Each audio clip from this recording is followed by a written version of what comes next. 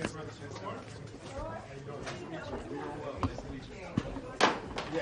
Philadelphia's version of James Brown. All right. Best barber in the country.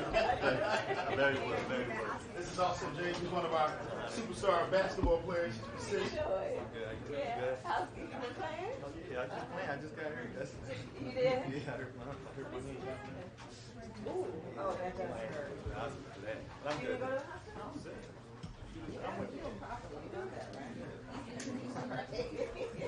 This is Brother Chad right here. Chad, how you doing? Nice to meet you.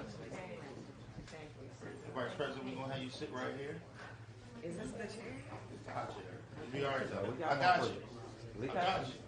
you. Okay, I'm just saying. I heard about there's a certain chair. Oh, we got you. We got you. Don't worry. We got you covered. How's everybody doing? Doing well. Vice President, we thank you so much for coming and being with us to have this conversation inside the barbershop. Indeed, that's where all the truth gets listen, spoken. That's look. where the news gets shared. And you know, like this, we kind of breaking the code.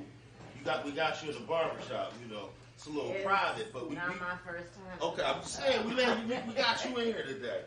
But no, before you came, we were literally just talking. All the brothers were just sharing their experiences of who they are. So I just wanted them to kind of start off. And Shakur over here is a dean of students, and he works with our young people every day. He was telling me about how he got an education. So you want to go ahead and tell the Vice President? Yeah, well, my name is Shakur Woodsy. I'm 30 years old. I'm from Philly, born and raised, uptown to be exact.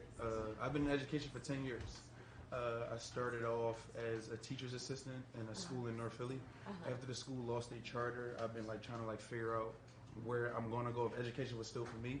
Then I started to work in Camden, New Jersey at a at a kid middle school. Oh, you're teaching at KIPP? I was. I was there for 6 years, and then I came back over to Philly because I felt like it was time for me to lay some roots down in my own city. I've been giving a lot of energy and time to others, another state and other kids. But I think it's time now for me to give my kids my energy and my all. And I've been in Philly for the last 3 years of my career. Sadly, only 1% of teachers in public schools are black men. Yeah, for sure. 1%. It's a little bit less, actually. Yeah. And the statistics are, if a black child has a black teacher by the end of third grade, they're 13% more likely to go to college. To succeed. Wow. But to go to college even.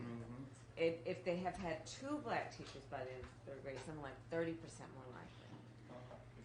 And part of actually my focus and agenda is what we've got to do to create incentives, which really are not necessarily incentives in terms of the will, but also we don't pay teachers enough. Right. Student loan debt is an issue, and thinking about how we create incentives to actually recruit and retain more black men as teachers, because we know the benefit to overall society, and in particular to our children. It's interesting you say that, Vice President. We literally were talking, because I'm a former school teacher as well. I taught middle school social studies. Oh, bless you.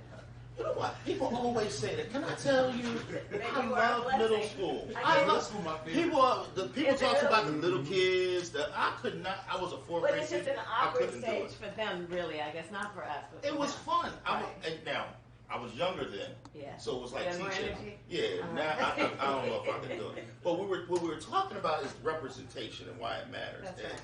Nehemiah is in TV, film, and movie, and he was telling us. One of the reasons why he wanted to get involved is because he wanted to see more representation of himself in the space. So that's right. So Nehemiah, finish telling me what you were talking about earlier. Yeah, we were talking about how I've been making up stories my entire life and how I wanted to put that on the screen. And you see these superheroes, you see these action heroes, and none of them look like you. So I started writing my own stuff, and I'm still doing it.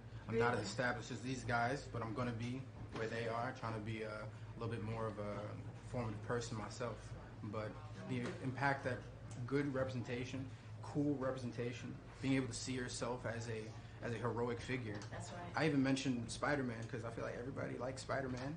Taking off the mask to be able to see yourself. That's like mine. I just seen Venom yesterday. I was at the movie yesterday. Oh, really? Yeah. Tell me the characters you're writing.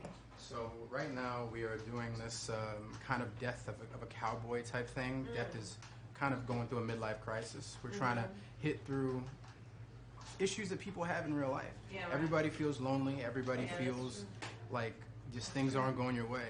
And when you look around the way that society is being constructed, the way that it's just everything is so against you. No matter who you are, you're going to have to hit the same roadblocks in life. And we want to make so that everybody feels connected in that, because you can relate to that deep feeling regardless of who you are, of feeling that isolation. So we want to do that, do it in a comedic way, reach out. But it's just, I feel like my main thing is just make something cool, and then people will come see it. And that's really what we've been focusing on. I've been traveling from Philly to New York to Atlanta, just trying to get my footing. And when you hear that you're a film major, like the numbers start ringing in the head. That was in 2020. I decided to do that. Terrible financial decision. I'm kind of happy, but I'm working Well, to. you're an artist. So you know what you're signing up Right. for. But you were talking about student loan debt. Student loan debt. Attached to your artistry. So talk about So you know what I'm talking about. It comes in with everything, and it makes it so that they already say that you can't do these things unless you have a college education. They say that you can do other things, but we know that's not true. I can go on an Indeed, I can go to any job site, they're asking for 16 years of experience. And that's just not something someone out of the gate's going to have. I want it so that younger filmmakers, dreamers, people that want to put stuff on the screen, they don't have the same roadblocks that I had, that they had to take out a loan, go to these loan sharks. Obviously, student loan forgiveness is something you have been passionate about.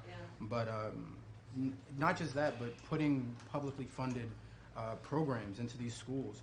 One of the things about, like, even in Europe, they have publicly funded theater programs, publicly funded stuff where you can reach out and get invested. And public funding in the arts is a huge issue. And to your point, even if a child does not, if that's not their passion or their, if their road, just bringing arts to our kids allows them to express